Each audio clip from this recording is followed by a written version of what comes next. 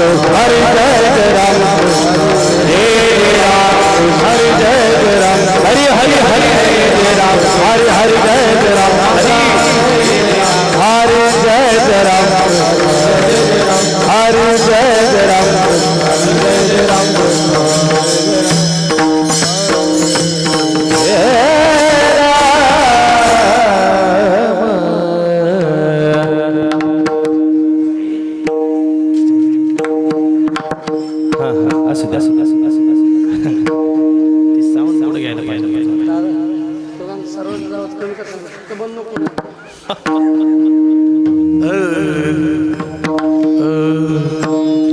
सुंदर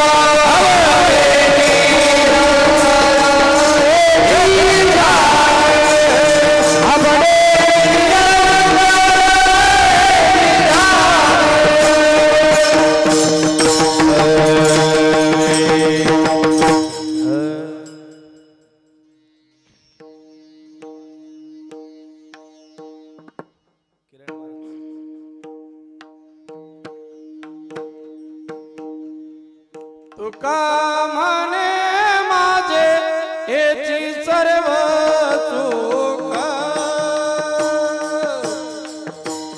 तुका म्हणे माझे याची सर्व चूक तुका म्हणे माझे याची सर्व चूक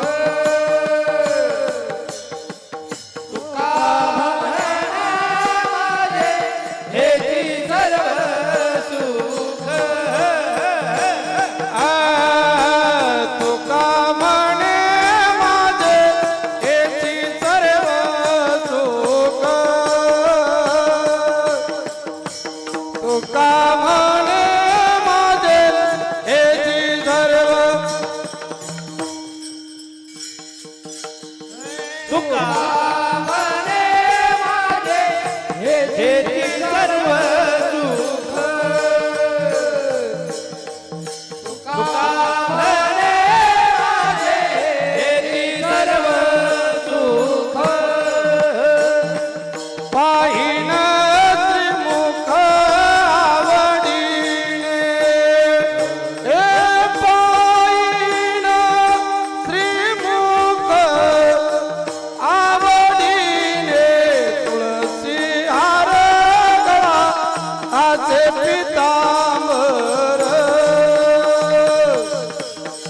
तुळसी हार गळा काचे पितांबर श्रीमुख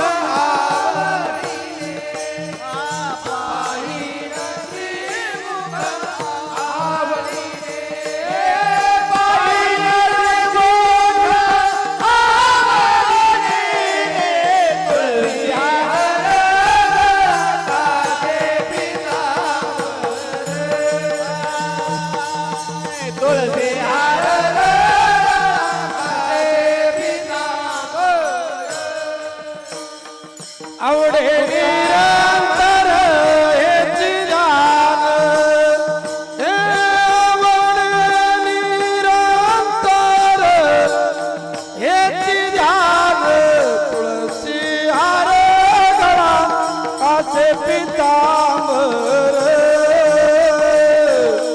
तुळसी हार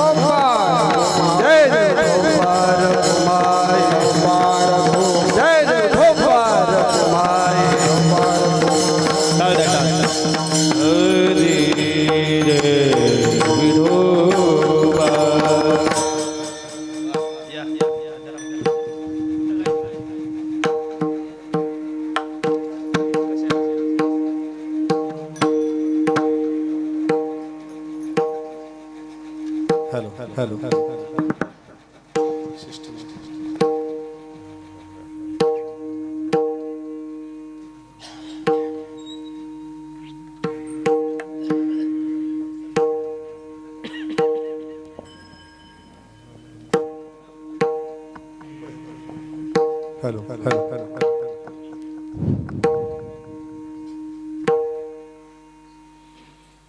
hello hello hello hello hello hello hello hello चल चल चल चल hello hello hello hello hello hello hello hello hello hello hello hello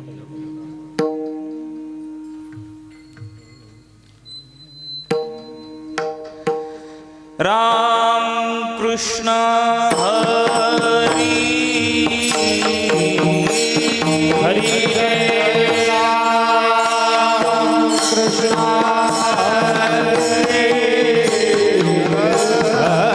जय जय राम कृष्ण हरी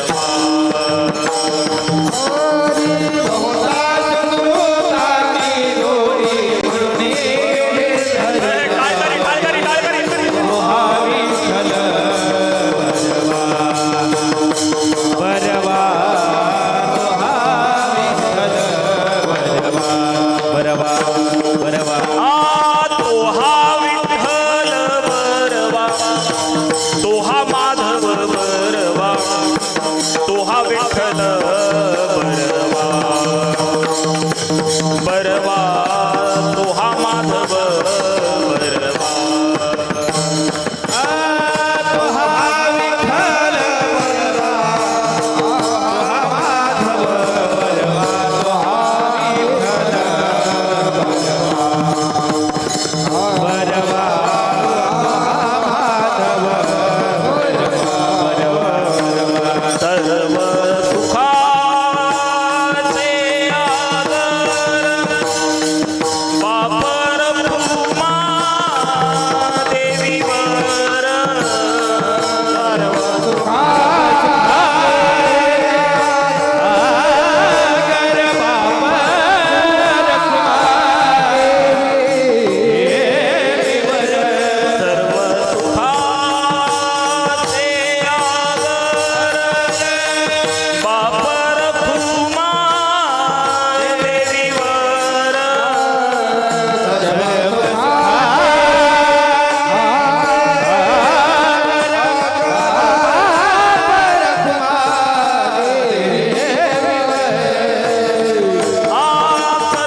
सुखाचे आगर वापर भूमा देवीवर तो हा विठ्ठल बरवा बरवा बरवा तो हा माधव बरवा तो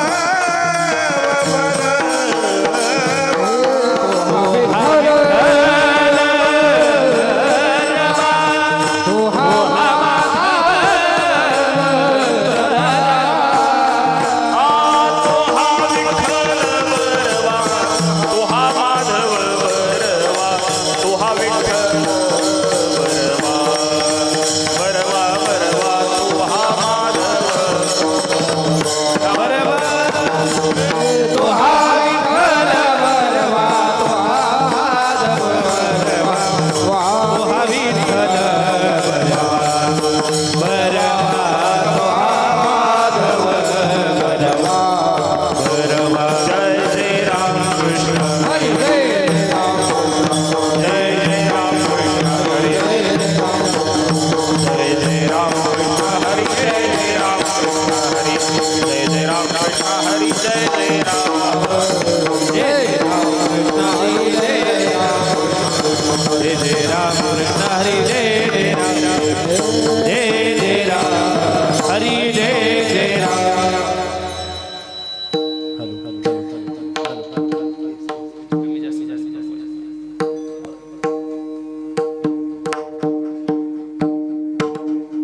चल चल चल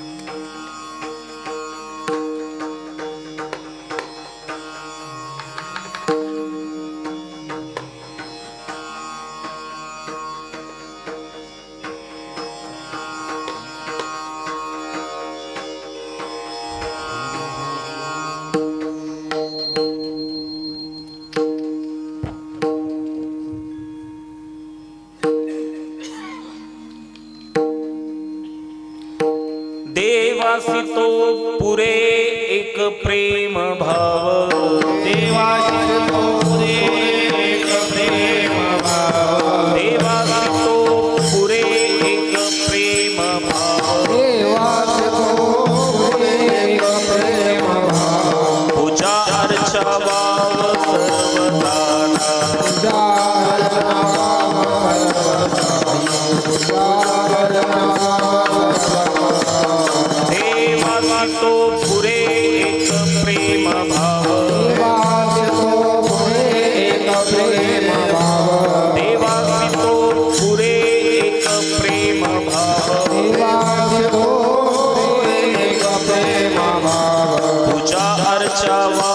सर्वकाला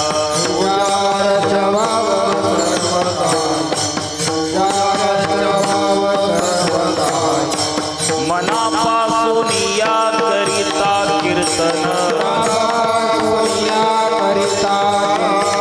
मनापासून या करिता कीर्तन आनंदे नर्तन गाता गीत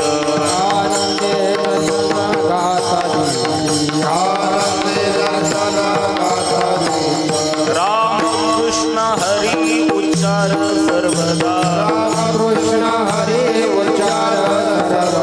राम कृष्ण हरी उच्चार सर्वदा कळी काळ बाधा तेने दोहे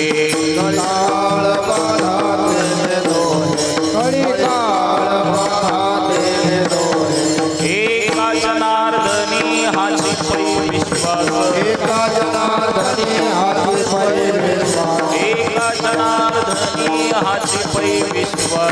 जनार्दनी हाची पै विश्वास सर्व भावे दास होईन त्याचा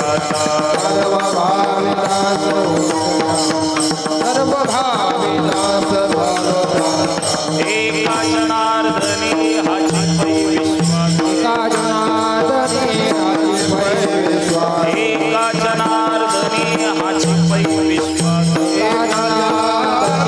हाची पै विश्वास सर्व भावे दास होईन त्याचा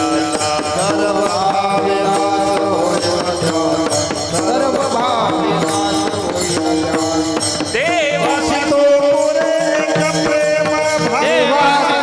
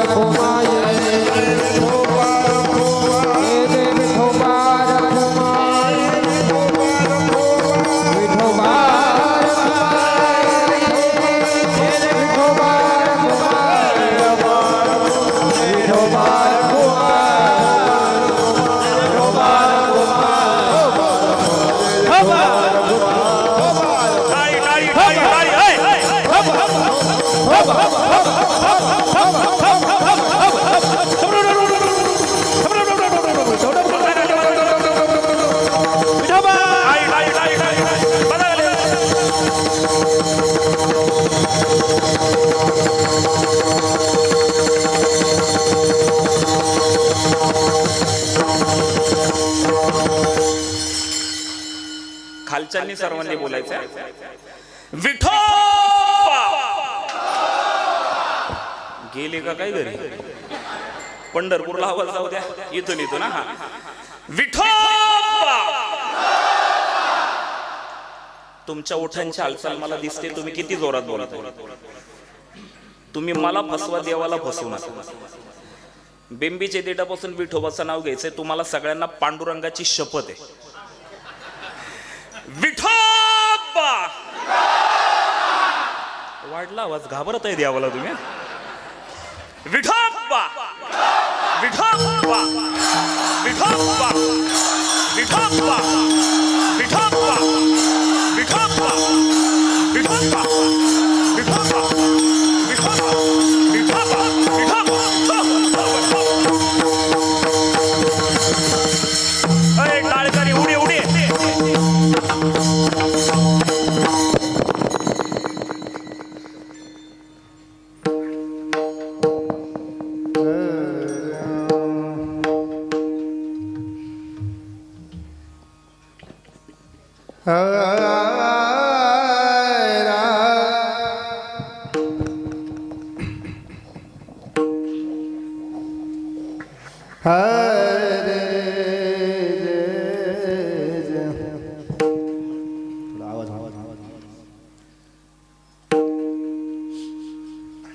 देवाशी तो पुरे एक प्रेम भाव देवासे तो पुरे एक प्रेम भाव देवासी तो पुरे एक प्रेम भाव देवासी तो पुरे एक देवासे तो पुरे देवासे तो पुरे एक प्रेम भाव देवासे तो पुरे देवासे तो पुरे एक प्रेम भाव देवासी तो पुरे एक प्रेम भाव देवासी तो पुरे एक प्रेम भाव पूजा कर जावा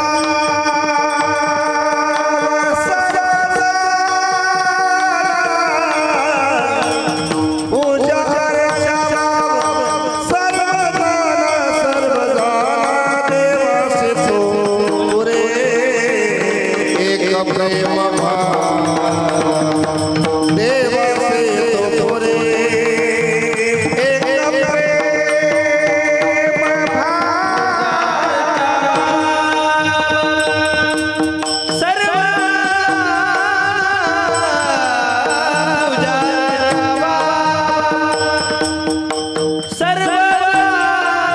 सर्वदा देवासे तो पुरे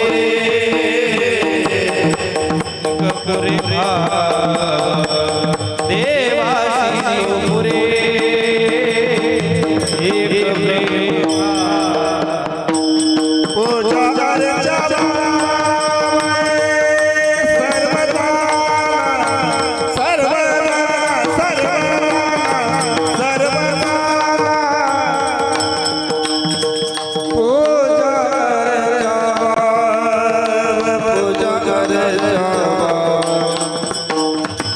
पूजा कर जावा सर्वदा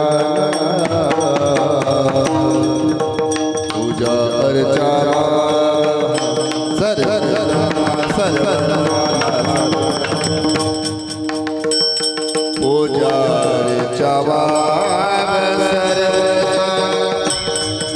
पूजा अर्चना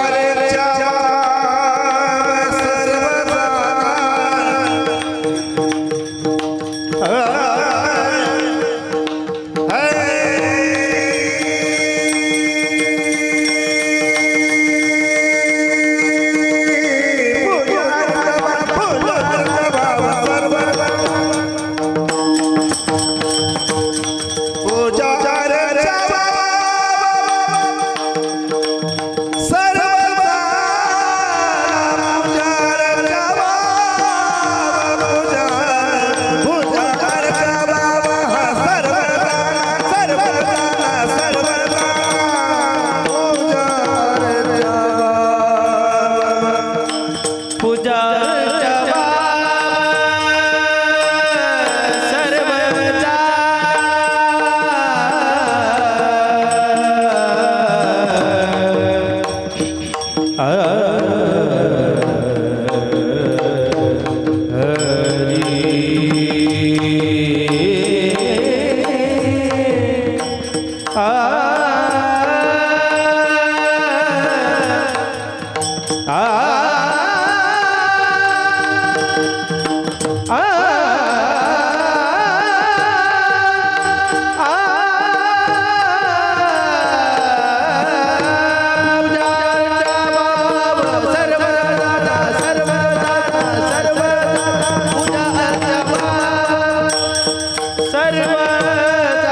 पूजा कर जावा देवासे तो पुरे एक प्रेम भाव देवासी तो पुरे एक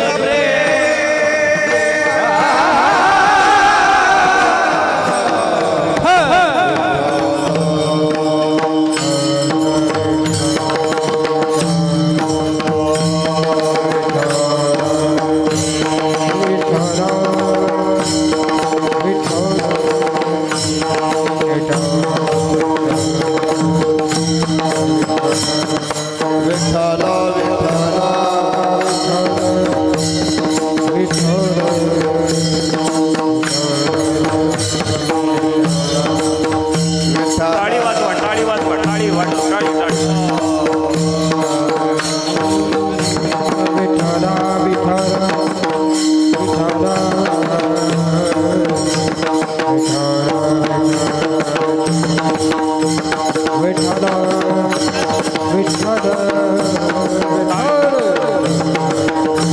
करे टाळी बोलामुखी ना विठ्ठल विठ्ठल म्हणा वेळोवेळा हा खूपच सोहळा सुरू केलाय मोठ्या प्रेमाने हाताने टाळी वाजवली.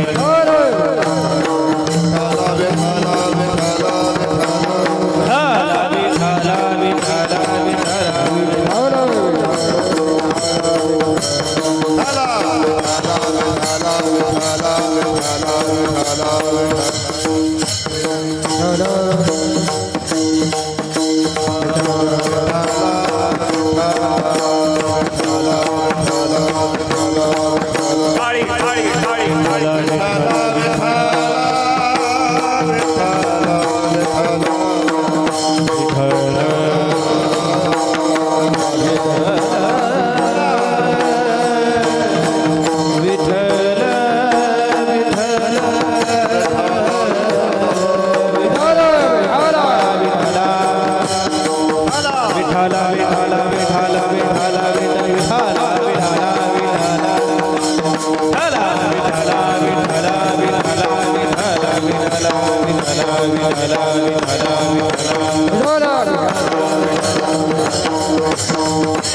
बोला पुंडलिक विठ्ठल श्री ज्ञानदेव हरिनाथ भगवान की जय मौली ज्ञानेश्वर महाराज की जय तुकाराम महाराज की जय नरहरी महाराज की जय हला विठला विठला विठला विठला विठला विठला विठला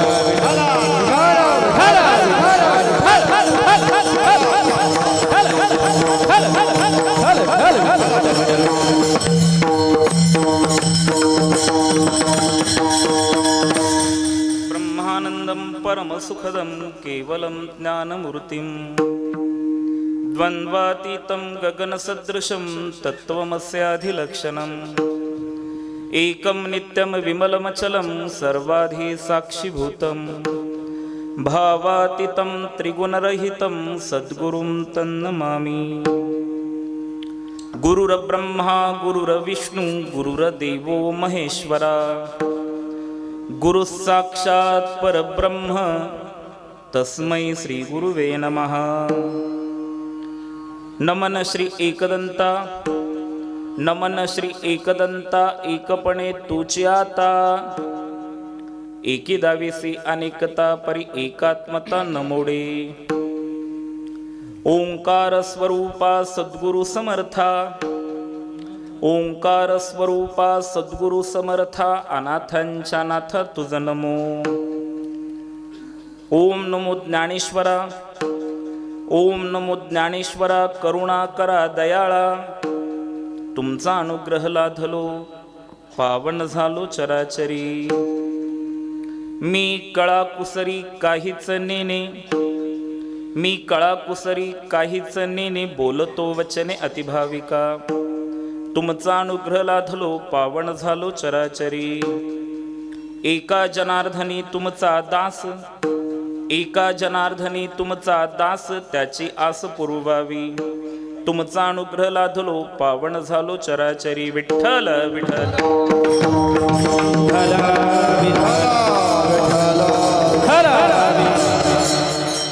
देवासी तो पुरे एक प्रेम भाव पूजार्चा वाव सर्वजाना मनापासून या करिता कीर्तन आनंदे नर्तन गाता गीत.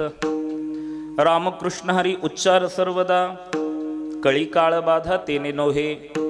एका जनार्दनी हाची पै विश्वास सर्व भावे दास होईन त्याचा. देवासी तो पुरे एक प्रेम भाव पूजार्चा वाव सर्वजाना.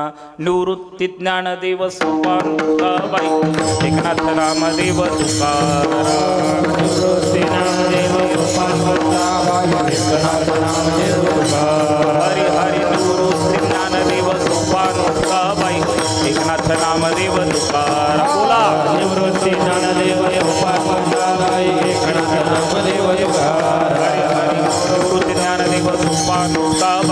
एकनाथ नामदेव तुकाराम निवृत्त नामदेव मुक्ताबाई एकनाथ नामदेव तुकाराम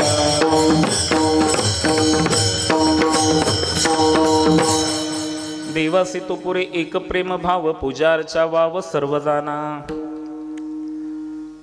विश्वमांगल्याचं स्वप्न उराशी बाळगून अखिल मानव जातीच्या कल्याणाकरिता ज्यांनी गीतेवर ब्रह्मानंदाची लहरी प्रकट केली असे ज्ञानी यांचे राजे, योगी यांची माऊली, कैवल्य साम्राज्य चक्रवर्ती संत शिरोमणी माऊली महावैष्णव ज्ञानोबाराय भगवान. ज्ञानोबारायांनी वारकरी संप्रदायाचा भागवत धर्माचा ज्ञानाने पाया रचला. ज्ञानदेवे रचिला पाया उभारिले देवालय. संत श्रेष्ठ ज्ञानेश्वर महाराजांनी वारकरी संप्रदायाचा पाया तर ज्ञानाने रचला, पण या संप्रदायाला भक्तीचा आधार ज्यांनी दिला व ज्यांच्याकडे आपण संत श्रेष्ठ ज्ञानेश्वर महाराजांचा अवतार म्हणून पाहतो असे पैठणी निवासी शांती ब्रह्मश्री संत एकनाथ महाराज, एकनाथ महाराजांचा नामपर प्रकरणातील एक अतिशय महत्त्वपूर्ण असणारा अभंग आज हरिकीर्तन रूपी सेवेसाठी आपल्या समोर घेतलेला आहे. विठ्ठल विठ्ठल अतिशय सुंदर योग आहे. श्री संत नरहरिनाथ महाराजांच्या पुण्यतिथी उत्सवाच्या निमित्ताने आयोजित करण्यात आलेला अखंड हरिनाम सप्ताह आणि अखंड हरिनाम सप्ताहामध्ये आजचं हे कीर्तन पुष्प सद्गुरूंच्या चरणावर समर्पित करण्यासाठी मी आपल्यासमोर उभा आहे. त्यानिमित्ताने मला आशीर्वाद रूप उपस्थिती ज्यांची प्राप्त झालेली आहे ते पूजनीय बाबा आहेत या ठिकाणी, ज्यांच्या माध्यमातून मला आपल्यासमोर उभं राहण्याचं भाग्य प्राप्त झालं आहे. ते माझे जिवलक परमार्थ स्नेही बंधुराज, आपल्या सर्वांचं ज्यांच्या वंडितांत प्रेम आहे ते आदरणीय हरिभक्तीपारायण उद्बोध महाराज, आळंदीवरून आलेली माझी सर्व गुरुबंधू मंडळी तथा उपस्थित आपण माता पिता बंधू भगिनी तरुण मित्र, आपणा सर्वांच्या चरणावर नतमस्तक होतो आणि माझ्या अभंग चिंतनाला प्रवृत्त होतो. विठ्ठल विठ्ठल. खरं तर सद्गुरूंच्या समोर बाबा तुमच्या समोर कीर्तन करण्याचं धाडस करतोय, तसं धाडस नाही आहे माझं, पण पाठीमागे एकदा ह्या सेवेला मुकलो होतो. मला सेवा येथे असूनही भाग्यात नव्हतं त्यावेळेस येण्याचं. त्यावेळेस येता आलं नाही, त्याबद्दल उद्बोध महाराज मी आज आपली दिलगिरी व्यक्त करतो. आणि आज आलोय. संत नरहरिनाथ महाराजांनी मला इथून पुढे वेळोवेळा बोलवावं अशी त्यांच्याच चरणी साकडं घालतो, कारण की प्रसन्न झालंय, जी प्रसन्नता मी शब्दात सांगू शकत नाही आहे. आणि उद्बोध महाराजांना माझा स्वभाव माहिती आहे, मी खोटी स्तुती करत नाही, अतिशोक्ती करत नाही. खूप छान वाटतंय, खूप प्रसन्न वाटतंय. आणि त्यानिमित्ताने इथं उभं राहिलो आहे तर नाथ महाराजांचा अभंग सेवेसाठी घेतलेला आहे. नामपर प्रकरणातला अभंग आहे, दुसराच दिवस आहे. खरं तर 232वा पुण्यतिथी सोहळा आपण साजरा करत आहात आणि इतक्या पवित्र स्थानावर आपण हे संत विचार ऐकत आहात. खरंच आपण भाग्यवान आहात आणि इतक्या पवित्र स्थानावर मला ही सेवा करता येते. मला असं वाटतं माऊली ज्ञानोबारायांची कृपा आहे की आज मला इथं माऊली ज्ञानोबारायांनी पाठवून दिले आणि आपल्यासमोर सेवा करण्याचं सद्भाग्य प्राप्त झालं आहे. पुन्हा एकदा आपल्या सर्वांच्या चरणावर सद्गुरूंच्या चरणावर नतमस्तक होतो आणि अभंग चिंतनाला प्रवृत्त होतो. चिंतनाला प्रारंभ करण्यापूर्वी 4 सूचना. बाबा धाडस करतोय, आता मी तुमच्याकडे बघणार नाही कीर्तन होई तोपर्यंत, आता माझी मी चालू. चिंतनाला प्रारंभ करण्यापूर्वी 4 सूचना. पहिली सूचना, आपण हरिकीर्तन ऐकण्यासाठी बसलेलो आहोत म्हणून पाठीचा काना ताट करून बसायचं, म्हणजे व्यवस्थित बसायचं. दुसरं कीर्तन, माझं कीर्तन म्हणजे संवाद आहे. दुसरी सूचना, प्रपंचामध्ये वाद असतो, परमार्थामध्ये संवाद असतो. वाद दुःख देतो, संवाद सुख देतो. इथून पुढे 1 तासभर मी बोलेल, तुम्ही बोला आणि माझं कीर्तन ऐका. तिसरी सूचना, इथून पुढे 1 तासभर मी आपल्यासमोर उभा राहून आपल्याला साद घालेल. खाली बसून आपण मला प्रतिसाद द्यायचा आहे. काय द्यायचं आहे आपण मला? प्रतिसाद. मग हा प्रतिसाद तुम्ही देणार कसा? तर माझं बोलणं चालू असताना तुम्ही फक्त एवढी मान हलवत राहायची, म्हणजे मला बरं वाटेल की तुम्ही ऐकताय. मग मी तुमच्याकडे पाहिल्यानंतर मान हलवली तरी चालेल. चला ताट बसा आणि माझ्या प्रश्नाचं उत्तर द्या. म्हणजे इथून पुढं कीर्तन संपेतोपर्यंत तुम्हाला उत्तर द्यायचं आहे बरं का. इथून पुढे कीर्तन संपेतोपर्यंत कीर्तन कळलं तरी मान हलवायची, नाही कळलं तरी जमलं जोरात बोला. आणि आता शेवटची सूचना देतो. खूप छान वातावरण आहे, खूप छान आयोजन नियोजन आहे. आणि मी मागाशी विचारलं तुम्हाला की बाहेर का कीर्तन घेत नाही, त्याचं कारण मला आत्ता कळलं. इथंच कीर्तन झालं पाहिजे. खूप सुंदर आहे वातावरण, खूप सुंदर आहे. शेवटची सूचना देतो. जगातलं सर्व दुःख देवाने आपल्याच वाट्याला दिले असे चेहरे करून बसू नका, मला भीती वाटते बरं का. जरा प्रसन्न चेहरे ठेवा, टवटवी चेहरे ठेवून कीर्तन आहे का. विठ्ठल विठ्ठल. आवाज थोडासा कमी ठेवा आतमधला. शांतीब्रह्म एकनाथ महाराजांचा अभंग सेवेसाठी घेतलेला आहे. एकनाथ महाराजांचा अधिकार मी तुम्हाला वेगळा सांगण्याची गरज नाहीये. तरी देखील महाराजांचा अभंग घेतला आणि माझ्या कीर्तनाला मी नेहमी संत चरित्रातूनच त्या अभंगाचा विचार करत असतो. सगुण चरित्रे परम पवित्रे सादर वर्णावी, ही कीर्तन मर्यादा आहे. शांतीब्रह्म एकनाथ महाराजांचा अधिकार वेगळा सांगण्याची गरज नाही, पण मला माझा मुद्दा समजावून सांगायचं म्हणून शांतीब्रह्म एकनाथ महाराजांच्या अधिकाराचा विचार या ठिकाणी करतो. पवित्र ते कुळ, पावन तो देश, जेथे हरीचे दास जन्म घेते ते कुळही पवित्र असतं, तो देशही पवित्र असतो. ज्या ठिकाणी हरिदास जन्माला येतात अशा पवित्र कुळामध्ये, पवित्र देशामध्ये शांतीब्रह्म एकनाथ महाराजांचा जन्म आहे. आता वंदू भानुदासा जो का पितामहांचा पिता, ज्याच्याने वंश भगवंता झाला प्रियकर सर्वता, जेने बाळपणी आकळीला भानू स्वय झाला चिद्भानू. भानुदासांच्या पवित्र कुळामध्ये शांतीब्रह्म एकनाथ महाराजांचा जन्म झाला. एकनाथ महाराज मूळ नक्षत्रावर जन्माला आले, कथा आपल्याला सर्वांना माहिती आहे. नाथ महाराजांचा अधिकार सांगताना दोन प्रसंग मी आपल्या समोर ठेवतो. पहिला प्रसंग श्री क्षेत्र आळंदीवरून आलोय, माऊली ज्ञानोबारायांच्या चरण सान्निध्यापासून इथे आपल्या समोर सेवासाठी आलोय आणि माऊलींचीच ही सेवा आहे ह्याची मला जाणीव आहे. शांतीब्रह्म एकनाथ महाराजांचा घसा सुजून दुखायला लागला, घसा सुजला आणि दुखायला लागला. अनेकविध औषधोपचार केले, पण एकनाथ महाराजांना बरं वाटत नव्हतं. कोणी घशाला लावायला लेप देत होतं, कोणी दुधामध्ये हळद टाकून प्यायला देत होतं, कोणी कोमट पाण्याच्या गुळण्या करायला लावत होतं.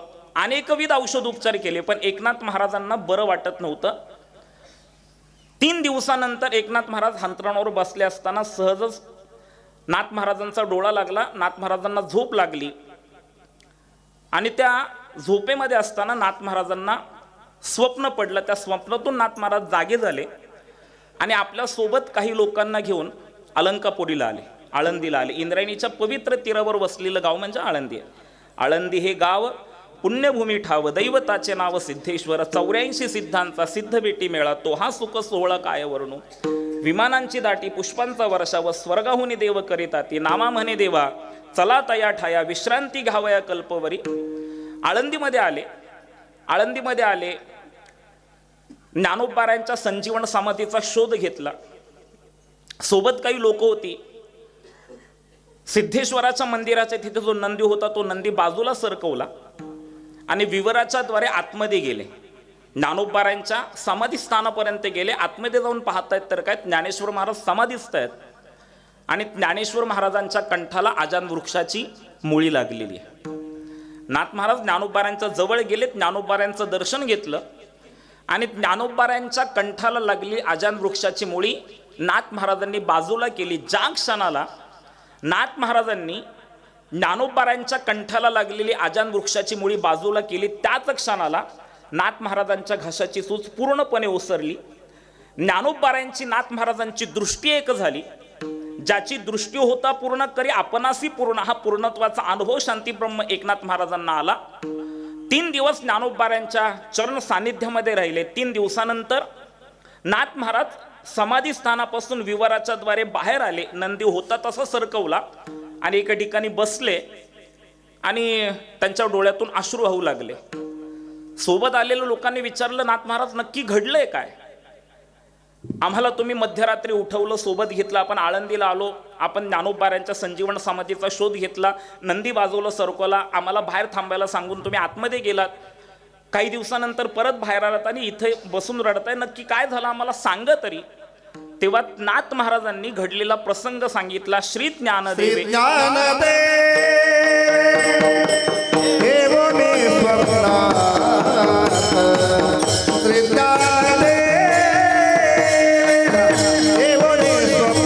टाळकरी टाळकरी टाळकरी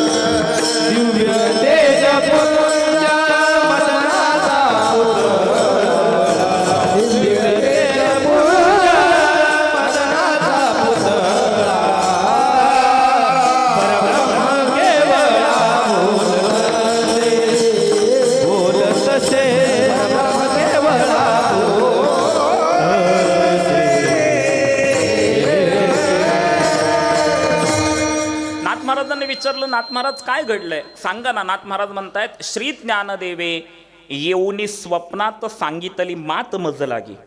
माझ्या स्वप्नामध्ये गेले का काय घरी तुम्ही, आणि मी गेले का काय घरी म्हणले, काय हाय हाय म्हणा म्हणजे मला बरं वाटेल की ऐकताय तुम्ही. श्री ज्ञानदेवे येऊनी स्वप्नात, माझ्या स्वप्नात कोण आलं, श्री ज्ञानदेव आले. श्री ज्ञानदेवे येऊनी स्वप्नात सांगितली मात मज लागी. मला एक गोष्ट सांगितली, दिव्य तेज पुंज मदनाचा पुतळा परब्रह्म केवळ बोलत असे. काय बोलले, आजान वृक्षाची मुळी कंठासी लागली येऊनी आळंदी काढवेगी. ऐसे स्वप्न होता आलो अलंकापुरी, तव नंदी माझारी देखेले द्वार. एका जनार्दनी पूर्व पुण्य फळले, श्री गुरु भेटले ज्ञानदेव. मी ही गोष्ट एवढ्याचसाठी सांगितली, मला शांतीब्रह्म एकनाथ महाराजांचा अधिकार सांगायचा आहे. कैवल्य साम्राज्य चक्रवर्ती संतश्रेष्ठ ज्ञानेश्वर महाराजांनी संजीवन समाधीनंतर साक्षात म्हणजे प्रत्यक्ष दर्शन जर कोणाला दिलं असेल तर ते शांतीब्रह्म एकनाथ महाराजांना दिलं. हा एकनाथ महाराजांचा अधिकार आहे. विठ्ठल विठ्ठल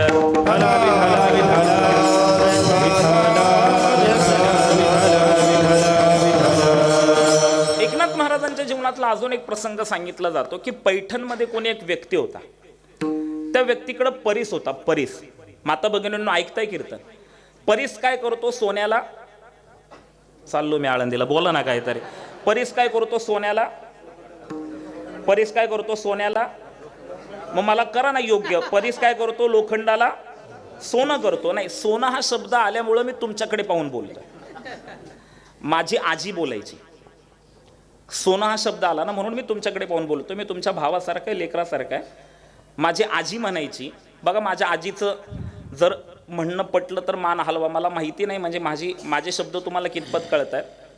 सोनं हा शब्द निघाला म्हणून मी तुमच्याकडे पाहून बोलतोय. माझी आजी बोलायची की बाईला इतकं सोनं आवडतं, बाईला इतकं सोनं आवडतं की बाईच्या गळ्यामध्ये सोन्याचा पाटा आणि वरवंटा करून बांधला तरी ती खरडट चालेल, एवढं आवडतं. तुम्ही हसलेत म्हणजे माझ्या आजीचं पटलंय तुम्हाला. मलाही आवडतं सोनं,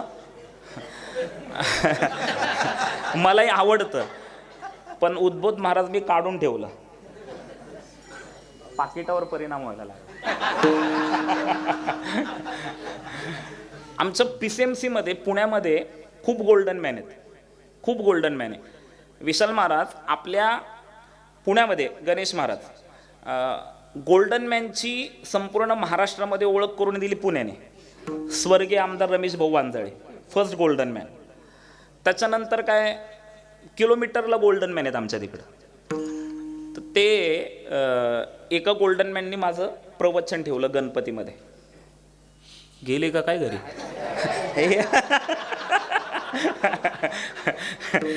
एकदम पक्का श्रोता भेटला आता. हा, ते एका गोल्डन मॅननी माझं प्रवचन ठेवलं.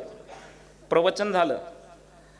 प्रवचन झाल्यानंतर म्हणजे त्याच्या गळ्यामध्ये 1.5 किलो सोनं होता. 1.5 किलो. तुम्ही कधी आलात आळंदीला राहिला तर आपण भेटायला जाऊ त्याला. 1.5 किलो सोनं होतं. त्यांनी माझं प्रवचन ठेवलं गणेशोत्सवामध्ये. प्रवचन झालं. प्रवचन झाल्यानंतर मग तो मला मानधनाचं पाकिट द्यायला आला.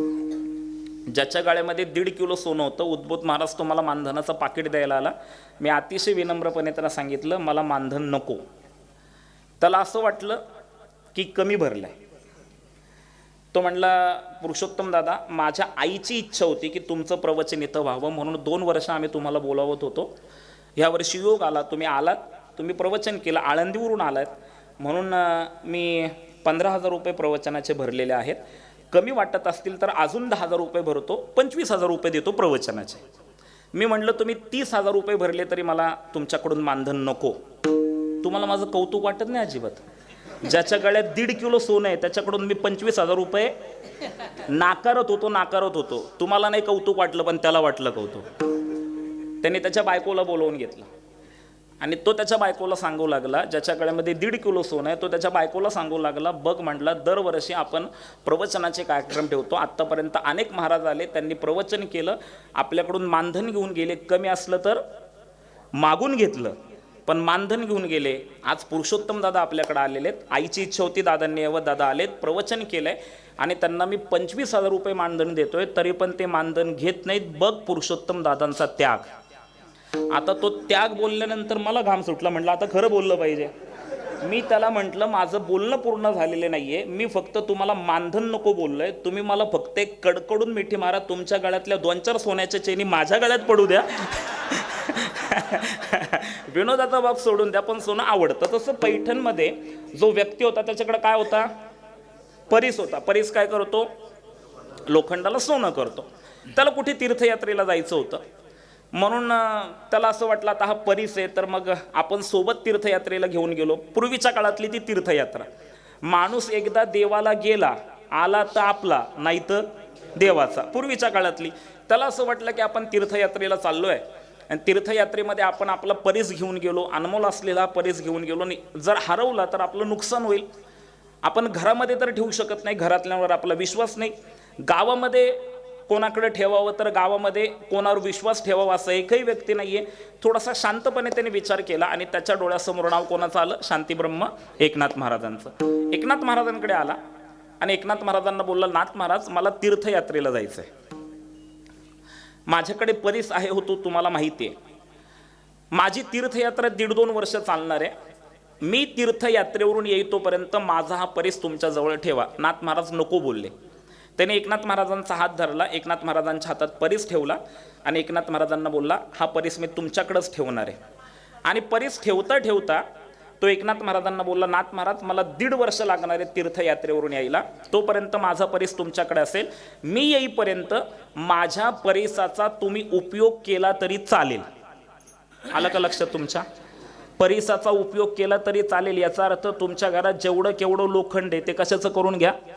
सोन्याचं करून घ्या. आता हे वाक्य ऐकल्यानंतर इथं कोणाच्या तरी मनात आलं असेल तेव्हा आपण पाहिजे होतो, नाही तर आत्ता परीस पाहिजे होता. नावाला लोखंड शिल्लक ठेवलं नसतं. एकनाथ महाराजांनी तो परीस घेतला आणि आपल्या घरातल्या देवाऱ्याखाली ठेवून दिला आणि विसरून गेले. 1.5 वर्षानंतर ती व्यक्ती परत आली, नाथ महाराजांच्या घरी गेली, नाथ महाराजांचं दर्शन घेतलं. नाथ महाराजांना सांगितलं, नाथ महाराज देवाच्या कृपेने माझी तीर्थयात्रा खूप चांगली झाली, पण मी तीर्थयात्रेला जाताना तुमच्याकडं परीस ठेवला होता, तो माझा परीस मला द्या.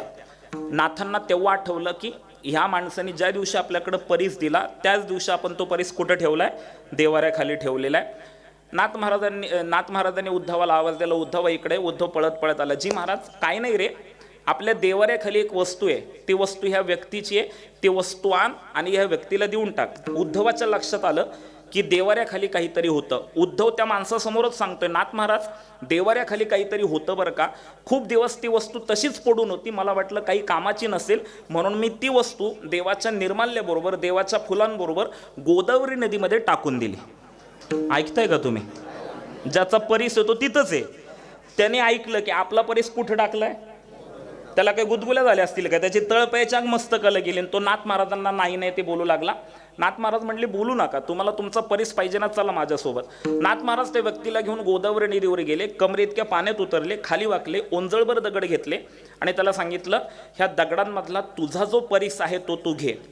त्याने 2-4 लोखंडाचे तुकडे सोबत आणले होते. त्याने एकनाथ महाराजांच्या हातातून पहिला दगड उचलला, पहिला दगड पहिल्या लोखंडाच्या तुकड्याला लावला, पहिला लोखंडाचा तुकडा सोन्याचा झाला.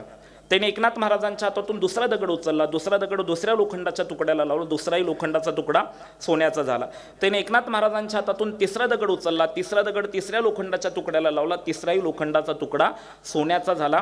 माझी गोष्ट संपली. मला फक्त एकनाथ महाराजांचा अधिकारच सांगायचा होता की परीस लोखंडाला सोनं करतो. बोला परीस लोखंडाला सोनं करतो, पण एकनाथ महाराजांसारखे संत दगडाला परीस करतात. हा नाथांचा महिमा आहे. आणि अशा नाथ महाराजांचा अभंग मी सेवेसाठी घेतला. विठ्ठल विठ्ठल विठ्ठल.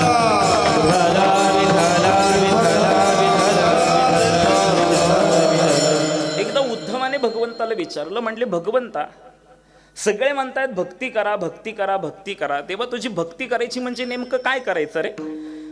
भगवंत म्हणतायत अहर्निशी माझी कथा, अहर्निशी माझी वार्ता, अहर्निशी माते ध्याता भक्ती तत्वता ती नाव. किंवा दिनरजनी हाची धंदा गोविंदाचे पोवाडे, किंवा रात्रही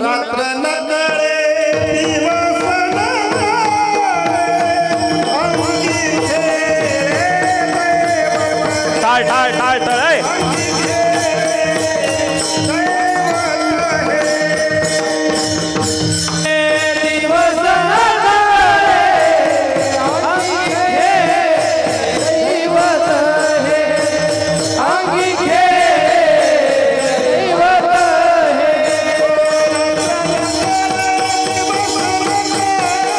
टाळी टाळी.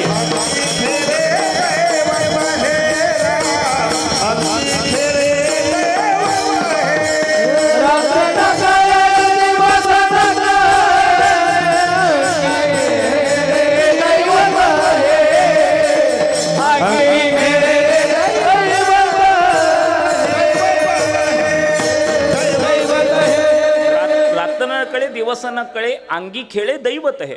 दिवस रात्र भगवंताचं भजन करणं. भजन करणं म्हणजे भक्ती करणं. भक्तिशास्त्राने भक्तांचे 4 प्रकार सांगितलेत.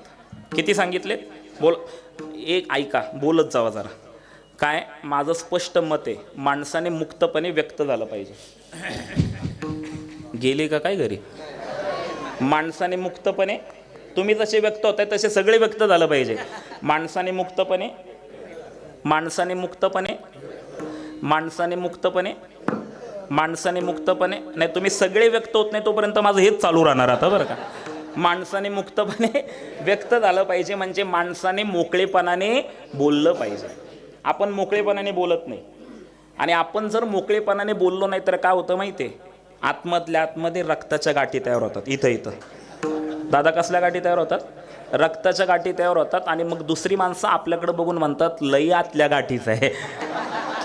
तुमचे चेहरे बघून मला वाटत नाही तुम्ही आतल्या गाठीचे, तर बोलत जावा विठ्ठल विठ्ठल.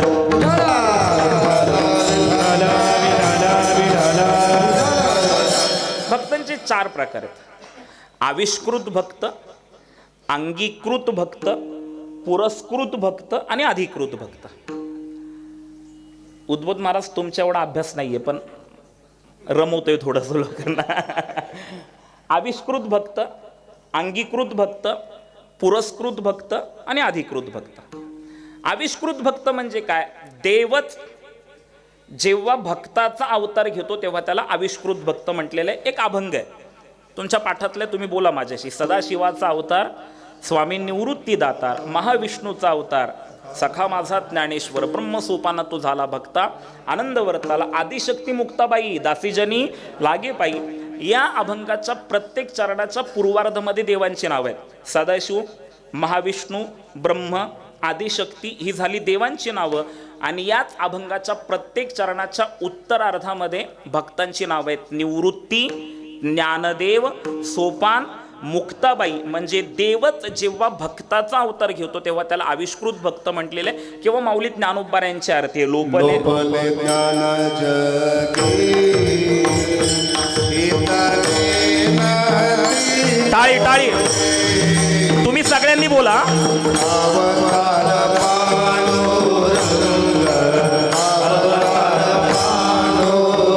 खाली बसलेल्या लोकांनी बोलायचं.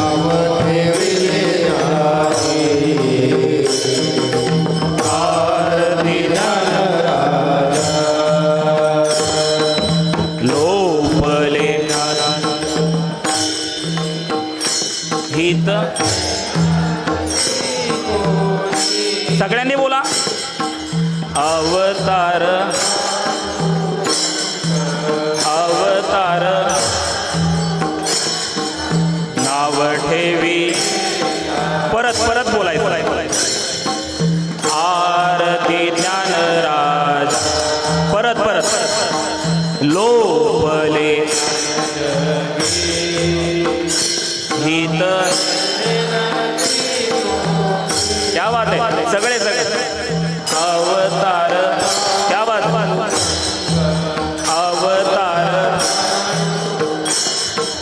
नाव ठेविले ज्ञान.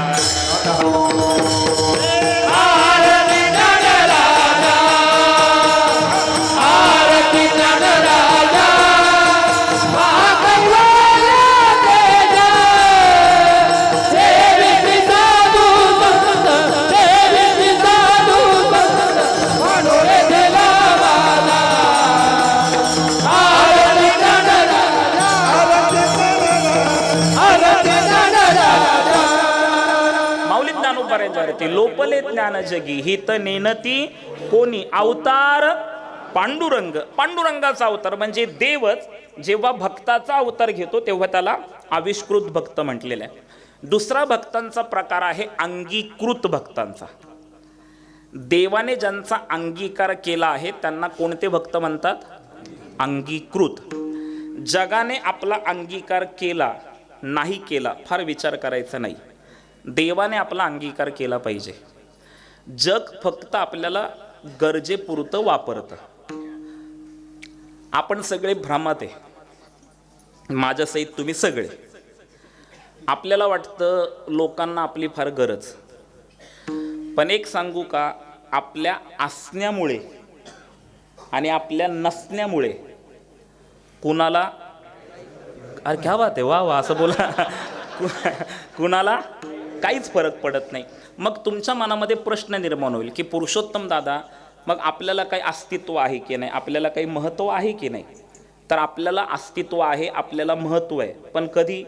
जेव्हा आपली गरज असते तेव्हा आपल्याला महत्त्व असतं. पटते माझं म्हणणं तुम्हाला? तुम्ही सगळे मान हलवतायत. जेव्हा आपली गरज असते तेव्हा आपल्याला महत्त्व. इथे पटवून देऊ तुम्हाला. काय सांगितलं? आपल्याला महत्त्व कधी? जेव्हा आपली गरज, तेव्हा आपलं महत्त्व. आता माझं कीर्तन तुमच्यासमोर किती ते किती आहे? 7 ते, बोला ना पटकन, 7 ते 9. माझं कीर्तन किती ते किती? 7 ते 9. म्हणजे माझं कीर्तन किती तास? 2 तास. म्हणजे तुम्हाला माझी गरज किती तास? हेच ऐकायचं होतं मला. येतं विठ्ठल विठ्ठल.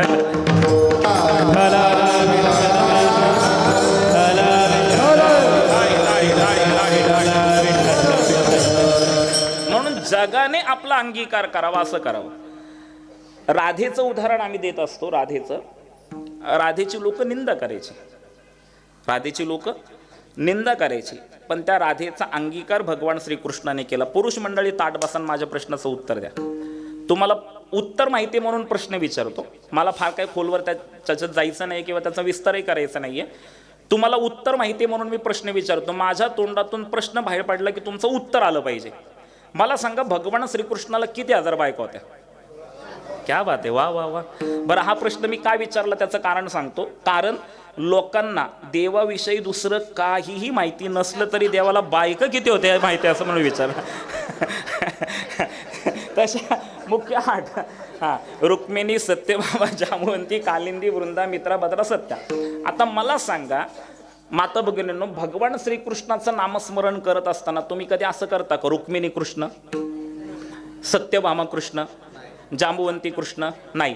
आपण भगवान श्रीकृष्णाचं नामस्मरण करत असताना ना रुक्मिणी कृष्ण करतो ना, सत्यभामा कृष्ण करतो ना, जांबुवंती कृष्ण करतो. मग आपण भगवान श्रीकृष्णाचं नामस्मरण करत असताना काय करतो? राधा कृष्ण. ज्या राधेचा तिरस्कार लोकांनी केला त्या राधेचा अंगीकार भगवंताने केला आणि भगवंताने अंगीकार केल्यानंतर जे निंदा करत होते तेच तिची पूजा करू लागली. अंगीकार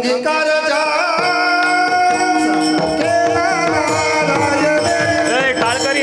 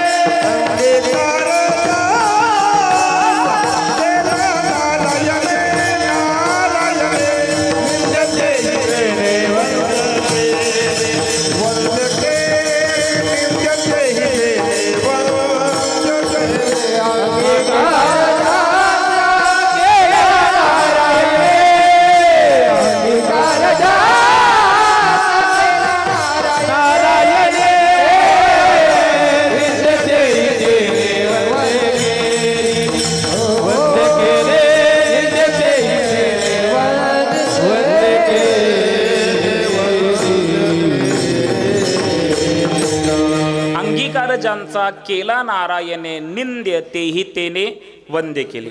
अंगीकार केला, अंगीकार. बरं देव कोणाचा अंगीकार करतो का?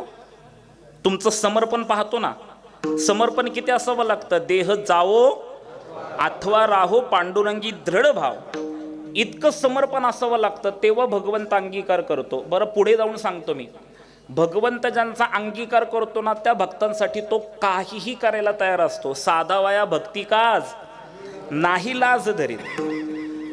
आमच्या आजोबा एक दृष्टांत द्यायचे. ह्या प्रसंगावर एक आमचे आजोबा दृष्टांत द्यायचे, फार सुंदर द्यायचे. एकदा काय झालं, भगवान श्रीकृष्ण आणि अर्जुन फिरण्यासाठी उपवनात गेले. वन उपवन. अजून सोपं करून सांगतो, भगवान श्रीकृष्ण आणि अर्जुन फिरण्यासाठी बागेत गेले.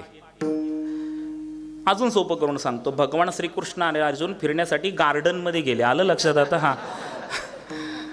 तिकडं गेल्यानंतर त्या बागेतलं मनमोहक ते सगळं दृश्य पाहिल्यानंतर, म्हणजे त्या बागेमधली सुंदर फुलांची झाडं, झाडांना आलेली सुंदर फुलं,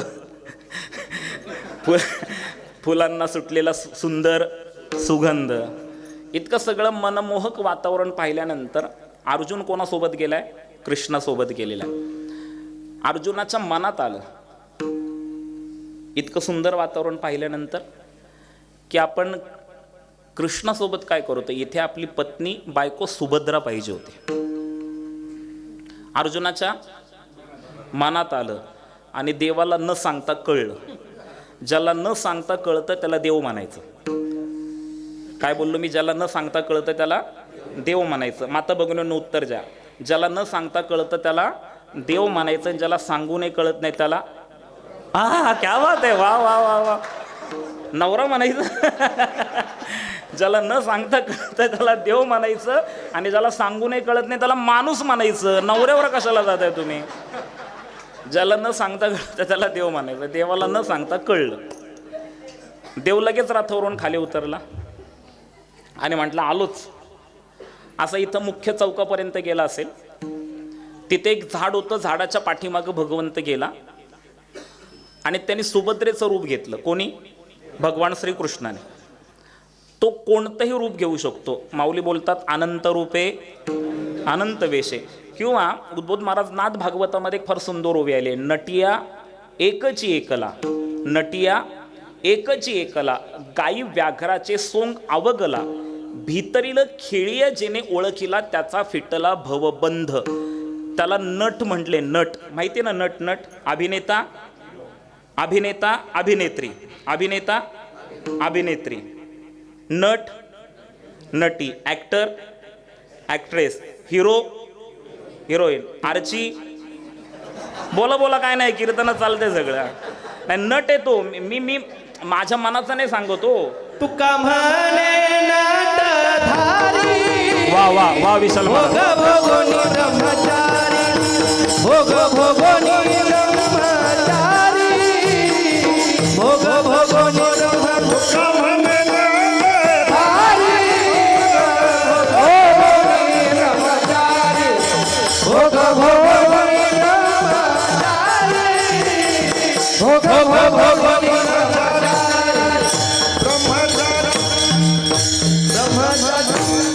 तुका म्हणे नटधारी, भोग भोगोनी ब्रह्मचारी. त्याला नट म्हटलेलं आहे, मी म्हटलेलं नाही.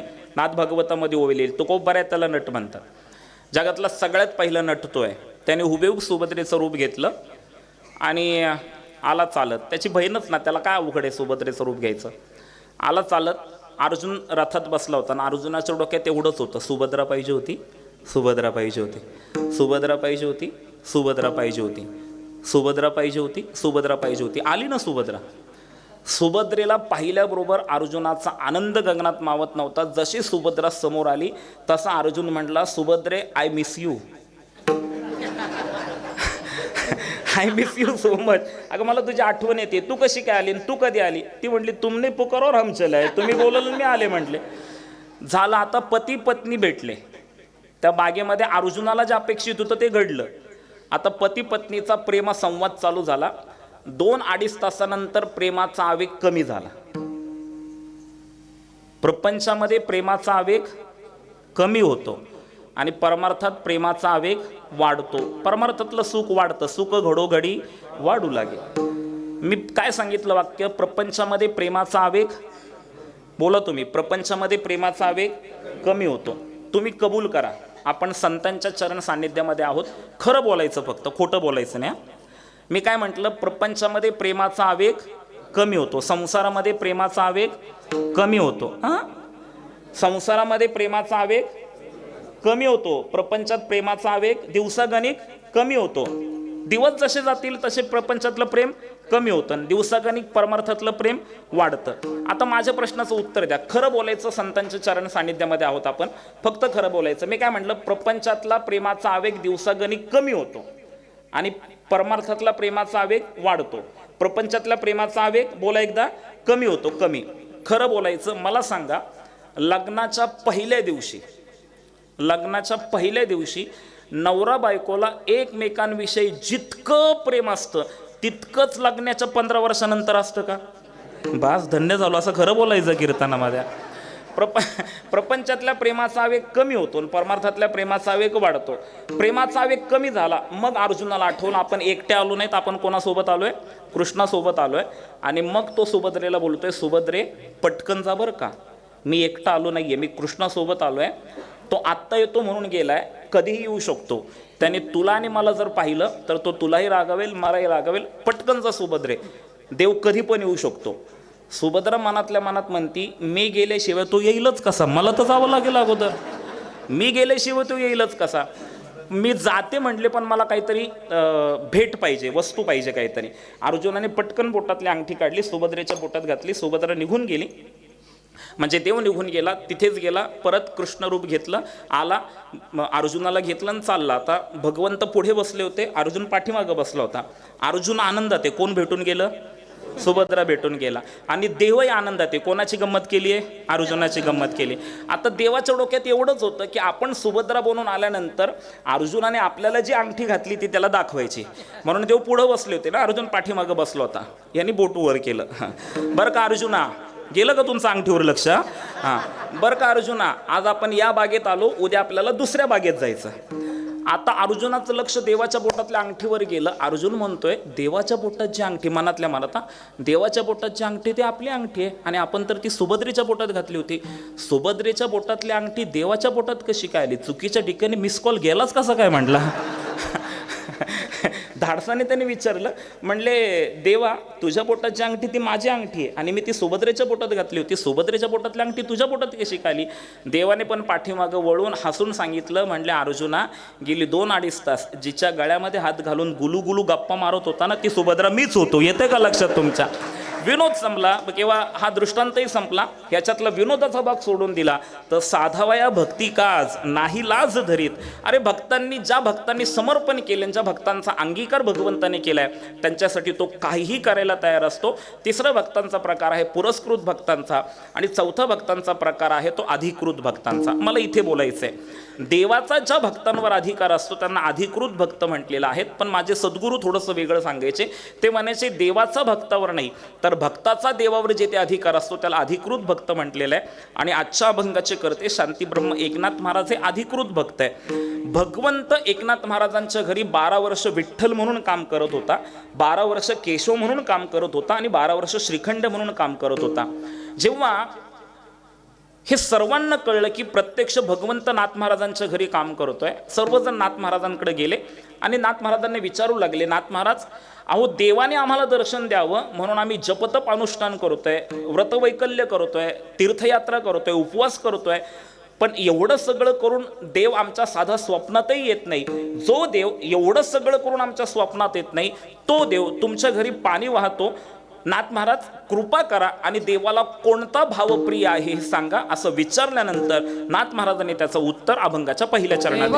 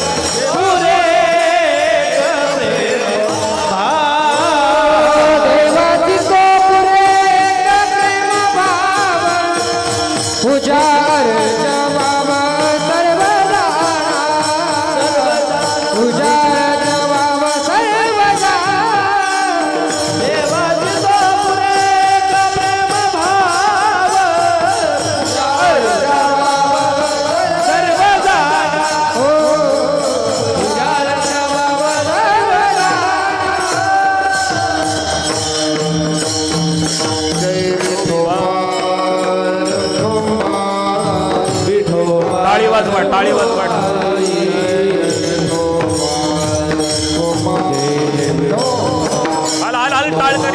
टाळकरी टाळी.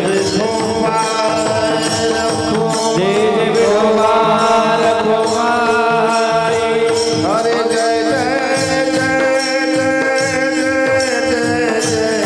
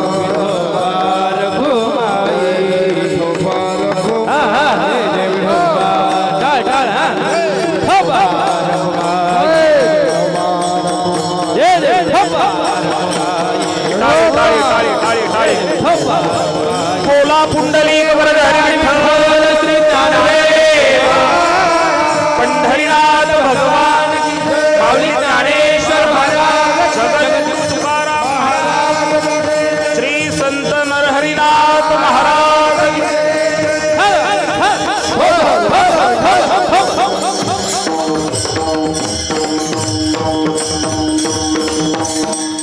हात वर करा, करा हात वर, करा करा करा करा करा करा करा. हा अजून सगळ्यांनी नाही केले हातवर. ते म्हणतात नाही हातवर करणार, बघू काय होतंय. चला, मी पंढरीनाथ भगवान की म्हणलं तुम्ही सर्वांनी जय म्हणायचंय. माझा इको वाढवू नका, आवाज कमी करा माझा अजून. हा माईकमधून जय म्हणू नका, तुमचा आवाज घुमला पाहिजे. जो जय म्हणणार नाही ना, देवाचा जय जयकार करणार नाही ना, आज रात्रभर उद्या दिवसभर त्याचा घसानपोट दुखणार. बघा दुखतं की नाही. हातवर करा. पंढरीनाथ भगवान की, माऊली ज्ञानेश्वर महाराज की, जगद्गुरु तुकाराम महाराज की, श्री संत नरहरिनाथ महाराज की. करात खाली विठ्ठल विठ्ठल विठ्ठल विठ्ठल विठ्ठल विठ्ठल.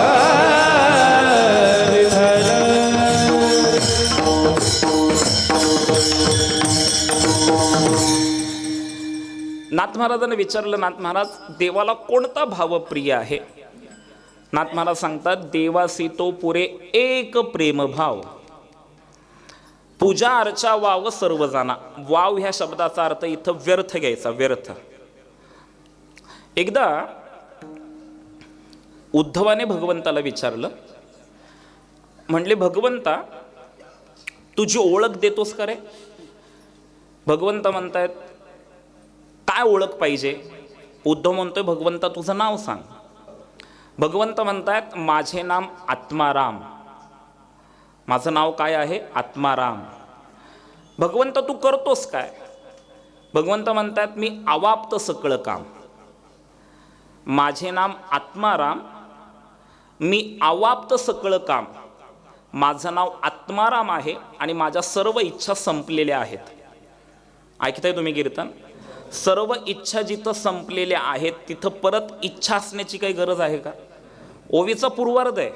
एखादी म्हातारी नाही का म्हणत आता अजिबात जगायची इच्छा राहिली नाही, आता अजिबात जगायची इच्छा राहिली नाही. एकदा नातवंडाचं तोंड बघितलं म्हणजे मरायला मोकळी, म्हणजे इच्छा नाही राहिली, नातवाचं तोंड बघायचंच आहे. तसं माझं नाव आत्माराम आहे, माझ्या सर्व इच्छा संपलेल्या आहेत. माझे नाम आत्माराम, मी अवाप्त सकळ काम. आणि ओवीच्या उत्तरार्धामध्ये भगवंत शब्द बदलतात. माझे नाम आत्माराम, मी अवाप्त सकळ काम, परी पण.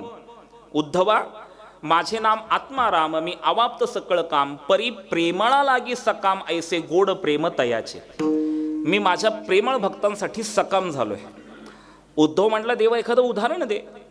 भगवंत उदाहरण देत आहेत. कुब्जा काय सुंदर होती, कुब्जा काय सुंदर होती, तिच्या प्रेमाची मज प्रीती. राधा प्रार्थी मी वनाप्रती, काय विषयासक्ती लागोनी. कुब्जा सुंदर होती का? दिसायला सुंदर नव्हती, पण मी तिचं दिसणं पाहिलं नाही. तिने माझ्यावर जे प्रेम केलं त्या प्रेमाचा मी भुकेला होतो. राधेबरोबर मी तासनतास वनामध्ये विहार करायचो, मला विषयांची आवड होती नाही.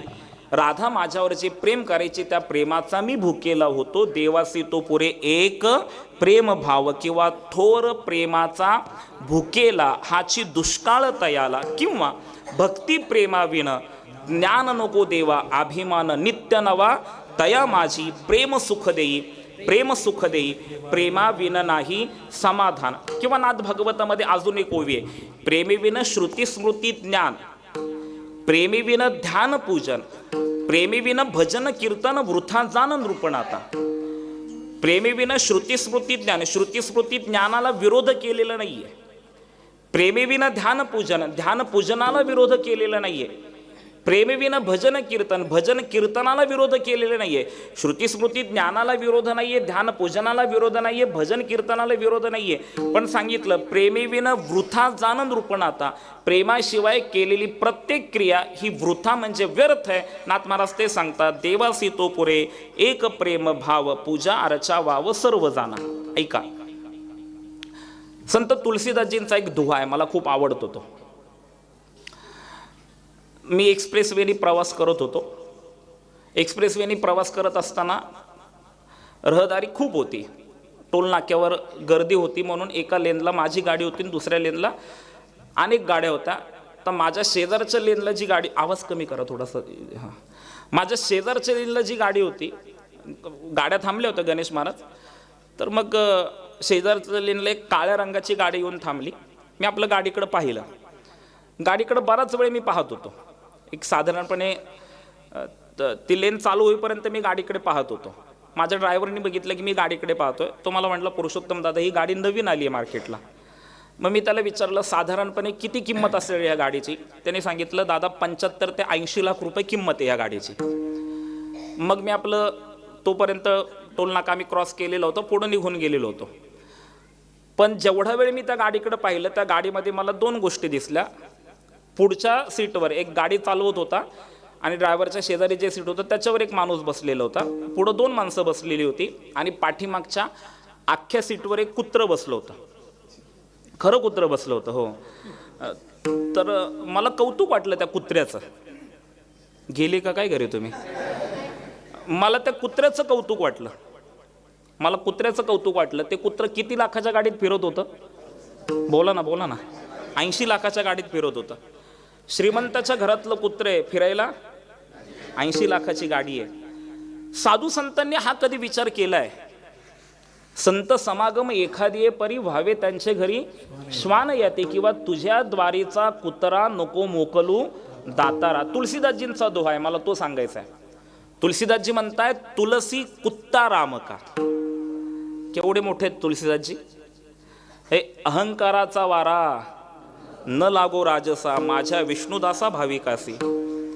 आणि आता अहंकार जिथे नसायला पाहिजे तिथेच खूप आहे. संत तुलसीदासजी, काय विनम्रता आहे. संत तुलसीदासजी म्हणतात, तुलसी कुत्ता राम का. तुलसी कुत्ता राम का, मी रामाच्या दारातला कुत्रा आहे. काय विनम्रता आहे, काय भाव आहे. तुलसी कुत्ता राम का, मोतिया मेरा नाम है. मी रामाच्या दारातला कुत्रा आहे, माझं नाव काय आहे? मोती आहे. तुलसी कुत्ता राम का, मोतिया मेरा नाम है. या दोह्याचा उत्तरार्थ खूप सुंदर आहे. तुलसी कुत्ता राम का, मोतिया मेरा नाम है, कंठी दोरी प्रेम की. मला इथं बोलायचं आहे. तुलसी कुत्ता राम का, मोतिया मेरा नाम है, कंठी दोरी प्रेम की, जित खिचूत जात है. मी रामाच्या दारातला कुत्रा आहे, रामाने माझं नाव मोती ठेवलंय आणि माझ्या गाळ्यामध्ये दोरी बांधली आहे. ती दोरी साधी नाहीये, सामान्य नाहीये, ती प्रेमरूपी दोरी आहे. आणि त्या प्रेमरूपी दोरीचं टोक देवाच्या हातात आहे. ते प्रेमरूपी दोरीचं टोक धरून देव मला जिकडे घेऊन जातो मी तिकडे जातो. तो गोपारे म्हणतात, प्रेमसूत्र दोरी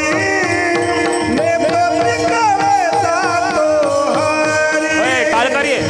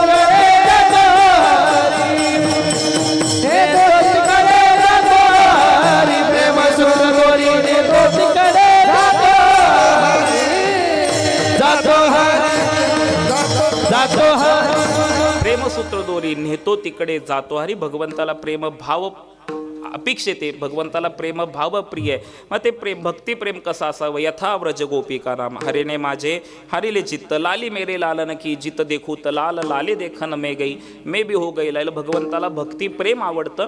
नाथ महाराज म्हणतात देवासी तो पुरे एक प्रेम भाव. ते प्रेम कसं निर्माण होईल. प्रेम तेथे वास करी मुखे उच्चारिता हरी. मुखाने हरीचं नामस्मरण केलं की हरीच्या विषयीचं प्रेम निर्माण होतं. मग ते नामस्मरण कसं करायचं अभंगाचं दुसरं चरण. मनापासोनिया करिता कीर्तन मनापासोनिया करिता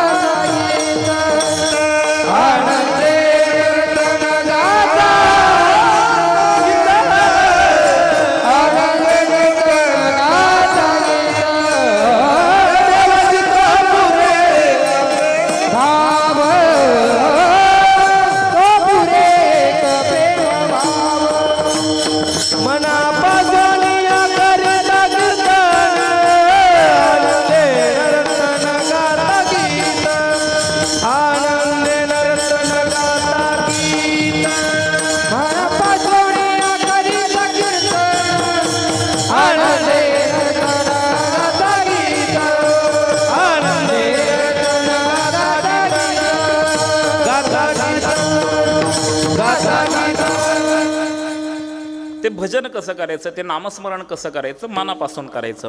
मनापासून या करिता कीर्तन आनंदे नर्तन गाता गीत. मनापासून कीर्तन करायचं, कीर्तनामध्ये नर्तन करायचं. भगवंतालाही ते आवडतं.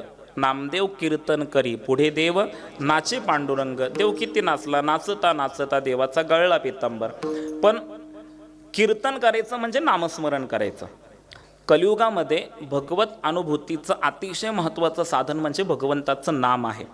क्रता त्रेता द्वापारासी निषेध नाही नामासी. कलियुगी नामापासी चारी मुक्तीदासी स्वय होती.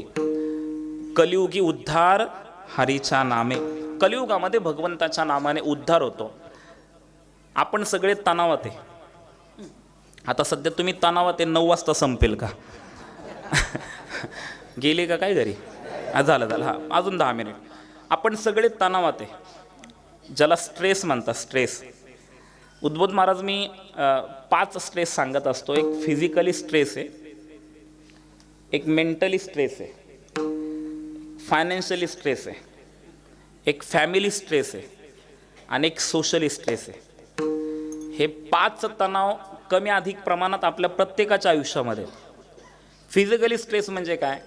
इथं बसलेला कोणी मला 100% खात्री देऊ शकत नाही की पुरुषोत्तम दादा आम्ही 100% निरोगी आहोत, म्हणजे 100% फिट आहोत. आपण सगळे अनफिट आहोत. कोणाची कंबरच दुखते, कोणाचे गुडघेच दुखत आहेत, कोणाच्या गुडघ्याच्या वाट्या बदलायच्यात आता वाट्या.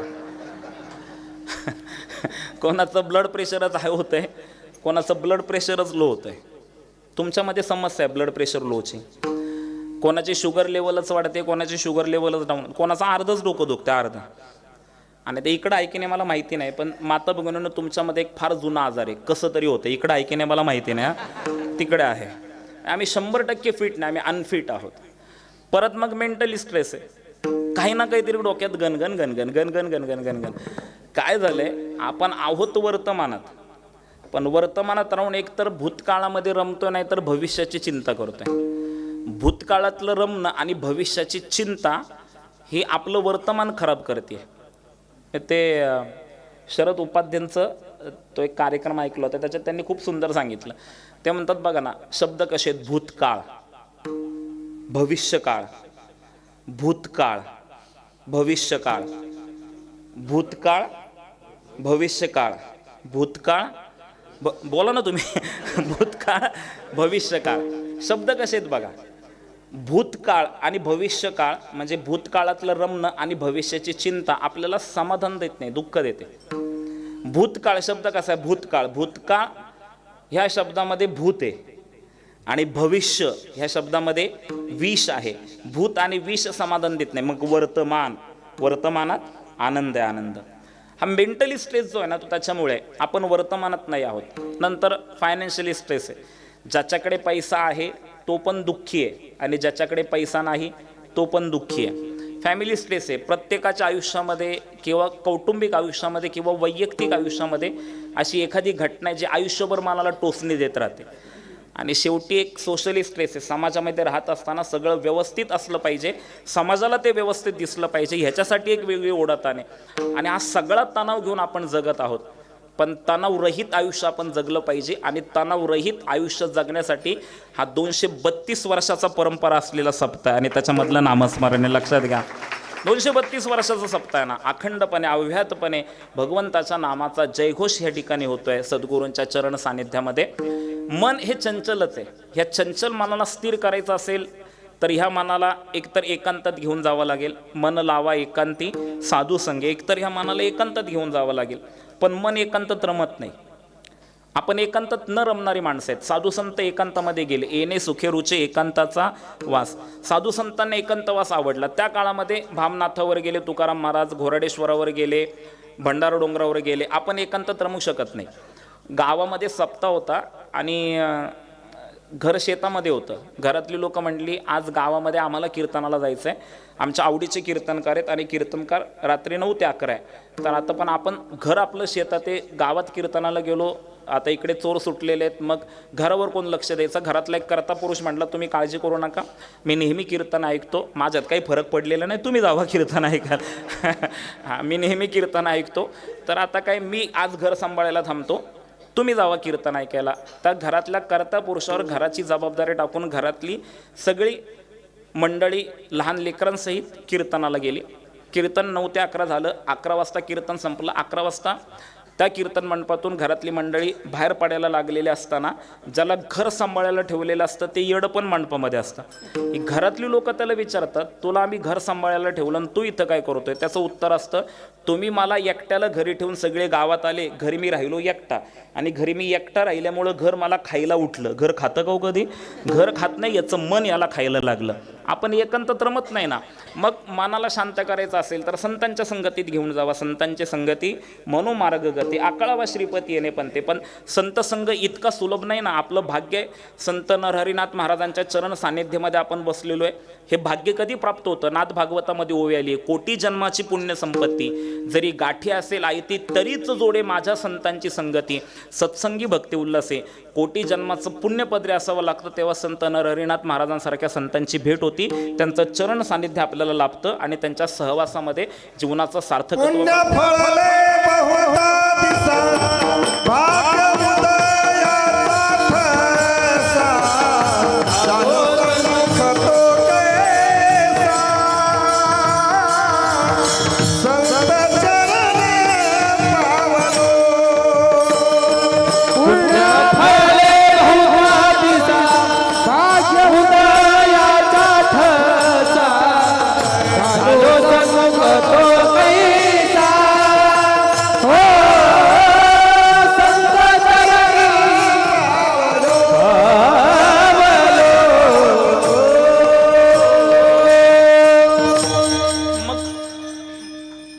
संत संघ ही दुर्लभ आहे, एकांतात मन रमत नाही, मग संत संघही दुर्लभ आहे.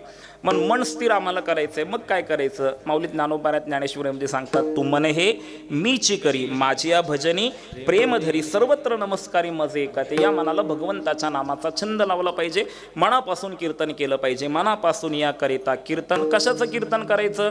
रामकृष्ण हरी उच्चार सर्वदा, कळी काळ बाधा तेने नोहे. म्हणा रामकृष्ण हरी, म्हणा रामकृष्ण हरी, म्हणा रामकृष्ण हरी, रामकृष्ण हरी उच्चार सर्वदा, कळी काळ बाधा तेने नोहे. आणि असं जो करेल त्याचा दास मी होईल, एका जनार्दनी हाची पै विश्वास, सर्व भावे दास होईन त्याचा. ज्ञानेश्वर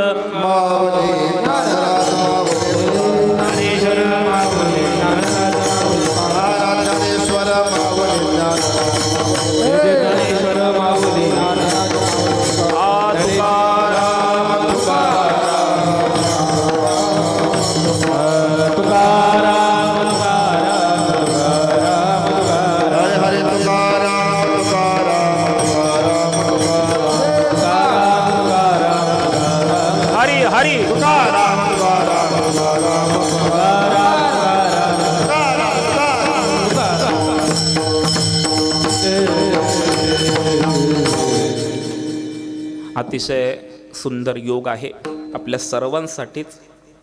संत नरहरिनाथ महाराजांच्या पुण्यतिथी सोहळ्याच्या निमित्ताने संस्थांच्या वतीने आयोजित करण्यात आलेला हा अखंड हरिनाम उत्सव. आणि या उत्सवामध्ये आजचं हे कीर्तन पुष्प भगवंताच्या सद्गुरूंच्या चरणावर समर्पित करण्याचं भाग्य मला प्राप्त झालं. त्यानिमित्ताने उपस्थित पीठाधीश सद्गुरू मोहननाथ महाराज, पूजनीय बाबा उपस्थित आहेत. आपण सर्व उपस्थित आहात आणि ज्यांच्या माध्यमातून मला ही सेवा भेटली. खरं तर हे भाग्यातच असावं लागतं. इतकी थोर परंपरा असलेल्या ठिकाणी येऊन कीर्तन करण्याची सेवा प्राप्त होणं ही आमच्या आईवडिलांची काही पुण्याई आमच्या कामाला आली म्हणून इथे उपस्थित राहू शकलो. मी आपल्या सर्वांचं प्रेमाचं स्थान असणारे आणि विशेष करून वारकरी संप्रदायातील साधकांचं आणि वारकरी संप्रदायातील सर्वांचंच ज्यांच्यावर नितांत प्रेम आहे, माझं विशेष प्रेम आहे. हरिभक्तीपरायण उद्बोध महाराजांनी ह्या ठिकाणी मला बोलवलं.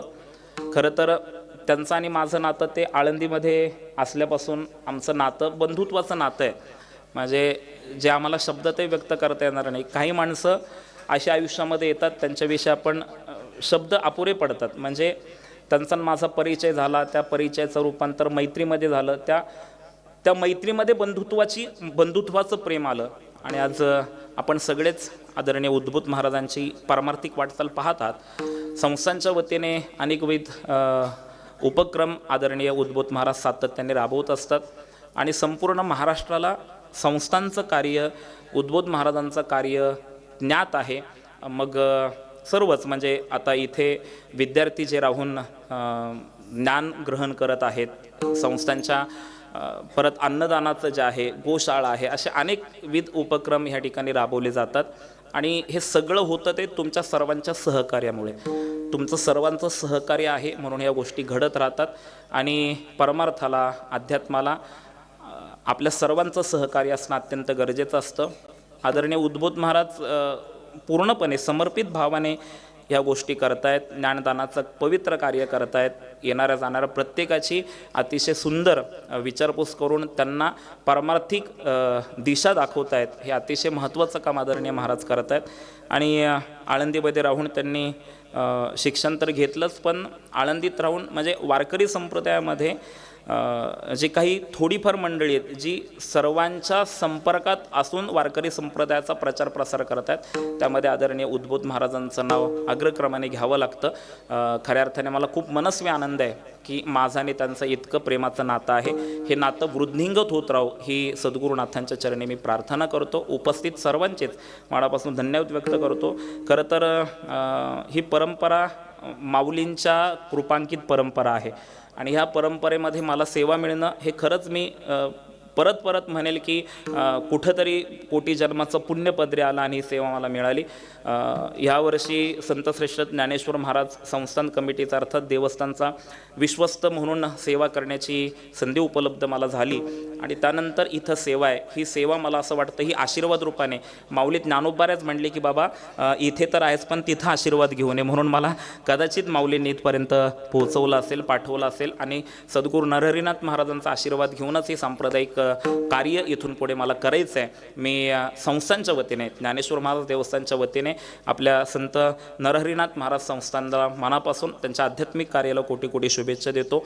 आळंदी संस्थांचं तुम्हाला जे काही सहकार्य लाभेल ते सहकार्य करण्याची नक्की शब्द देतो. झालेली कीर्तनरूपी सेवा सद्गुरुनाथांच्या चरणावर समर्पित करतो. बोलता बोलता एखादा वेडावाकडा शब्द माझ्याकडून गेला असेल आपली दिलगिरी व्यक्त करतो. आपल्याकडून असाच परमार्थ घडत राहो अशी प्रार्थना माऊली ज्ञानोबाऱ्यांच्या चरणी करतो आणि वाणीला पूर्णविराम देतो. विठ्ठल जय जय.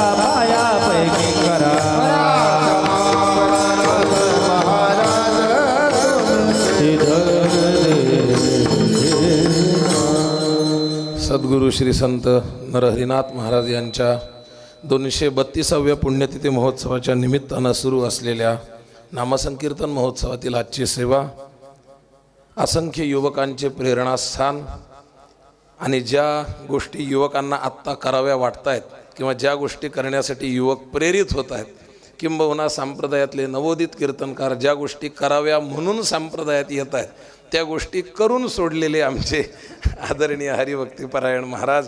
कारण मी महाराजांना म्हणत असतो की तुम्ही सगळ्या युवकांच्या एक स्टेप पुढे असता. हो, कधी पण जेव्हा सोशल मीडिया नव्हता तेव्हा महाराजांचं सोशल मीडियावर सगळ्या गोष्टी ॲक्टिव्ह असायच्या आणि आमची मैत्रीच मुळात आळंदीतल्या आळंदीत राहून पण सोशल मीडियावरून झालेली आहे आणि तिथले संबंध बहुतांश लोक प्रॅक्टिकली आयुष्यात आणत नाही, पण आमचे मैत्रीचे घट्ट संबंध खरं तर ते मैत्री म्हणतात माझं त्यांचं नातं एक ते माझे आदर्श आहेत की संप्रदायात राहून संप्रदायाची सेवा कशी करावी, लोकसंग्रह कसा करावा, किंबहुना आपला मठ आतून कसा सुशोभित करावा, अशा अनेक बारीक सारीक गोष्टी मी दादांकडून शिकलेलो आहे. आणि विशेषतः दादांची यावर्षीची उपस्थिती ही आपल्या सर्वांचं आदरणीय आणि श्रद्धास्थान असणारं वारकरी संप्रदायाचं अधिष्ठान असणारं ज्ञानेश्वर महाराज संस्थान आणि ज्ञानेश्वर महाराज संस्थान कमिटीवरती आदरणीय महाराजांची यावर्षी नियुक्ती झाली आहे. त्याबद्दल मी संस्थांच्या वतीने महाराजांचं अभिनंदन करतो. आणि संस्थांचे विश्वस्त म्हणून इतिहासात ही पहिली सेवा आहे. आळंदी संस्थांच्या कोणत्या विश्वस्तांची आपल्या संस्थांमध्ये ही पहिली सेवा आहे. तुकोबारांचे अनेक वंशज येऊन गेले, उद्यासुद्धा उद्याच त्यांचं कीर्तन आहे, ते मी सांगेल नंतर. तर ही पहिली माऊलींची सेवा आहे. तर खरं तर आपण जे 4 वर्षापासून कार्य करतो आहे असं आहे, महाराज पहिले आले असते तर माऊलींची शबासकी मिळाली नसती, पण 4 वर्षांपासून जे कार्य आपण सुरू केलं आहे, माऊलीने सांगितलं बरं बाबा व्यवस्थित करतो आहे, माझा प्रतिनिधी पाठवतो आणि तुला आशीर्वाद देतो. ही भावना माझी आता आहे की माऊलींच्याच परंपरेतलं हे कार्य आपण इथं करतो आहे. माऊलींनी अधिकृत कोणाला तरी पाठवावं, कारण कोणी येऊन आशीर्वाद देऊ शकत नाही, येऊन आशीर्वाद देऊ शकत नसतो. त्यामुळे त्यांचा अधिकृत कोणीतरी माणूस जर असला तर तो येऊन आशीर्वाद देतो. मला वाटतं हे माऊलींचे आशीर्वाद आहेत. दादा इथं आले आपल्या सगळ्यांना, आणि मला वाटतं महाराज आपलं एक चुकलं की आपण कीर्तन लाईव्ह करायला पाहिजे होतं. खरोखर सांगतो कीर्तन खूप सुंदर झालं. की जे आम्ही तुमची इतर कीर्तन ऐकतो ही कीर्तन तुम्ही मला असं वाटतं आम्हाला ना ऐकवता देवाला ऐकवलेलं आहे, त्याच्यामुळे हे कीर्तन देवाला सुद्धा आवडलेलं असणार आहे. अत्यंत सुंदर सेवा झाली.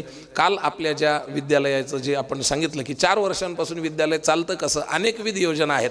आजीवन ठेवची तर आहेच आहे, पण ही साधी आणि छोटी योजना आहे की 2500 रुपये भरून आपण एक दिवस आपला घ्यायचा आणि मग ते ॲनिव्हर्सरी असेल, वाढदिवस असेल, स्मृती दिवस असेल, असे 365 लोक भरायचे. 210 लोक झालेले आहेत. काल सांगितलं आमच्या चोपदार महाराजांनी, आदरणीय हरिभक्तीवरांनी, दीपक महाराजांनी काल सांगितलं. आणि त्यानंतर जवळपास 12 नावं काल आपले झाले, 222 नावं झाले. आणि आत्ता आमचे उंबरखेडचे पाटील यांनी सांगितलं माझीसुद्धा एक सेवा असावी, म्हणजे 223 नावं झाले. गणेश भाऊने सांगितलं, यांनी पण सांगितलं 224 आणि 25 झाले. माझी अशी इच्छा आहे काल्याच्या दिवशीपर्यंत, बाकी मानधन तर तुम्ही मला काही देत नाही कारण माझं इथलंच कीर्तन आहे, त्यामुळे काल्याच्या दिवशीपर्यंत आवाज ज्यांच्यापर्यंत जातोय, मग तो लाईव्ह नाही, उद्या तरी रेकॉर्डिंगमध्ये ऐकतील किंवा तुमची असेल, आपण दिलेली आहे, आपल्याला काय करायचं असं नाही आहे. आपल्या मोबाईलमधली नंबरची लिस्ट पहा, 2-2, 2,500 हजार लोकांचे नंबर तुमच्या मोबाईलमध्ये. मला फक्त 222च्या वरचे पाहिजे, मला 2,500 सुद्धा नको आहे. 225च्या वर जेवढे नावं आहेत तेवढे नावं आपण सगळ्यांनी महाराजांच्या चरणी या काल्यापर्यंत जमा करावी अशी सगळ्यांच्या चरणी प्रार्थना करतो. उद्या सकाळी लगेचच 7 वाजता विष्णू सहस्रनाम, 7:30 वाजता काकडा ज्ञानेश्वरी पारायण, दुपारी 4:30 ते 5:30 या वेळेमध्ये. हां, किती तारीख आहे? 11 तारीख. आपल्या भागातलं एक वैभव असणारं वैष्णवगड, आणि त्या वैष्णवगडाचे आमचे स्नेही हरिभक्तीपरायण रमेश महाराज जायभाय यांचं प्रवचन उद्या दुपारी 4:30 ते 5:30 या वेळेमध्ये आहे. ते पत्रिका ठेवून पाहणं असं काही मला जमत नाही, जेवढं पाठ आहे तेवढं मी बोलायचा प्रयत्न करतो. आणि उद्या संध्याकाळी 7 ते 9 या वेळेमध्ये जगद्गुरू तुकोबाराय यांचे वंशज हरिभक्तीपरायण कान्होबा महाराज देहूकर, प्रत्यक्ष तुकाराम महाराजांच्या परंपरेतले आणि वंशज असणारे कान्होबा महाराजांचं अत्यंत प्रासादिक अशा स्वरूपाचं कीर्तन आहे. तुम्ही खूप भाग्यवान आहे की आज माऊलींचे प्रतिनिधी तुम्हाला आशीर्वाद देण्यासाठी आले, उद्या तुकोबारायांचे प्रतिनिधी तुम्हाला आशीर्वाद देण्यासाठी येत आहेत. एवढं भाग्यात असल्याशिवाय होत नाही. त्यानंतर भोजन प्रसाद होईल. सगळ्यांनी जास्तीत जास्त संख्येने कीर्तनाचा, भोजनाचा लाभ घ्यावा आणि आपल्या या ज्या सेवा योजना आहेत याच्यामध्ये जेवढा जास्तीत जास्त सहभाग घेता येईल तेवढा सहभाग घ्यावा. ज्ञानदेव तुकाराम, ज्ञानदेव तुकाराम, पुंडलिक वरद हरी विठ्ठल.